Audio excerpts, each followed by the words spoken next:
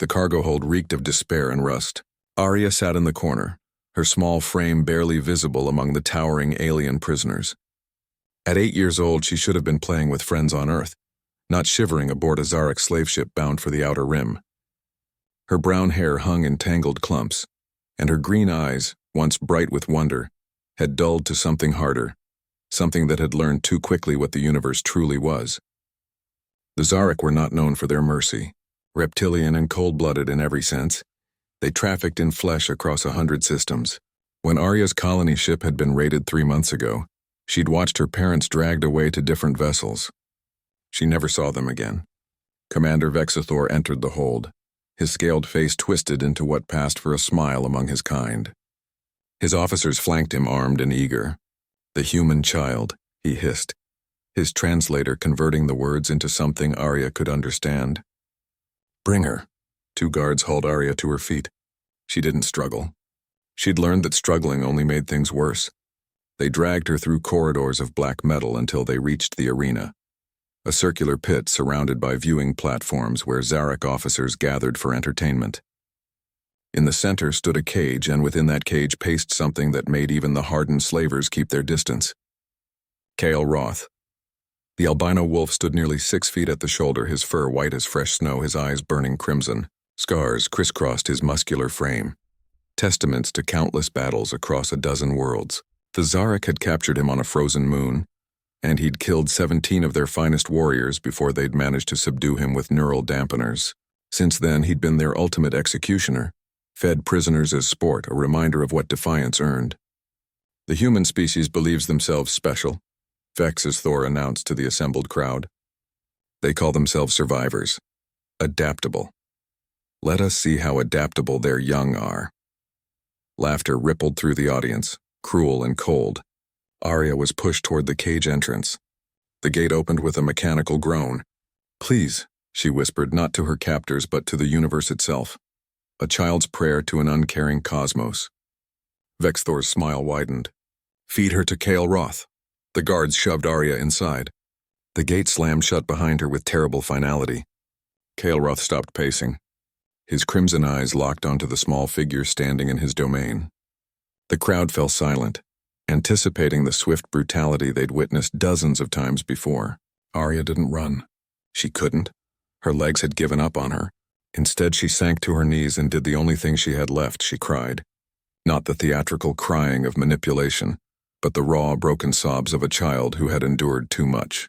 She cried for her parents, for her home, for the childhood stolen from her. The sound echoed in the arena, small and fragile against the cold metal. Kael Roth approached, each step deliberate. The Zarek leaned forward in anticipation, but the wolf didn't attack. He stopped inches from Arya, his massive head lowering to her level. His nostrils flared, taking in her scent. Fear, yes, but also something else. Something the Zarek, in their cruelty, had failed to recognize. Innocence. Kael Roth had been many things. Warrior, hunter, prisoner. But before the Zarek had taken him, he'd had a pack. He'd had young ones who depended on him, who played beneath the twin moons of his homeworld.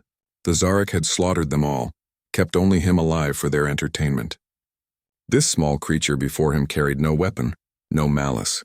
She was prey, yes, but she was also something his captors could never be. She was a child. Arya felt warm breath on her face.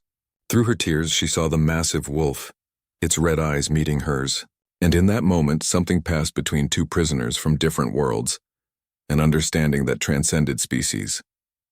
Slowly, Arya raised her small hand and placed it on Kael Roth's snout. The wolf's eyes closed. The arena erupted in confused murmurs. Vexthor stood, his face contorting with rage. "What is this?" "Kill her! Kill her!" But Kael Roth had made his choice. He lay down beside Arya, his massive body curling protectively around her small frame. She pressed against his warmth, her tears soaking into his white fur. "Unacceptable," Vexthor snarled. He activated the neural dampener, the device designed to cause excruciating pain to force compliance. Kael Roth howled, but he didn't move away from Arya. The child felt his body tense with agony. Without thinking, acting on instinct older than civilization itself, Arya threw her arms around the wolf's neck. "Stop hurting him!" She screamed at the aliens above. Stop it. Her voice cracked with fury and desperation. And in that moment, Vex Thor saw something in the human child's eyes that made his cold blood run colder still. Defiance. Not the defiance of a warrior, but something more primal. The defiance of a protective instinct that crossed every boundary of logic and survival. The commander increased the dampener's intensity. Kael'Roth's howl turned into a roar of pain, but still he didn't move away from the child. Instead, his massive paw came up, pulling Arya closer, shielding her with his body. "You're supposed to be a monster," Vex Thor muttered, confusion mixing with rage. But that was the Zarek's fundamental mistake. They'd assumed that ferocity meant cruelty, that strength meant lacking compassion. They'd broken Kael'Roth's body but never understood his spirit. And they'd captured a human child without understanding what humanity truly meant. It meant protecting the vulnerable, even when it cost everything. The neural dampener overloaded.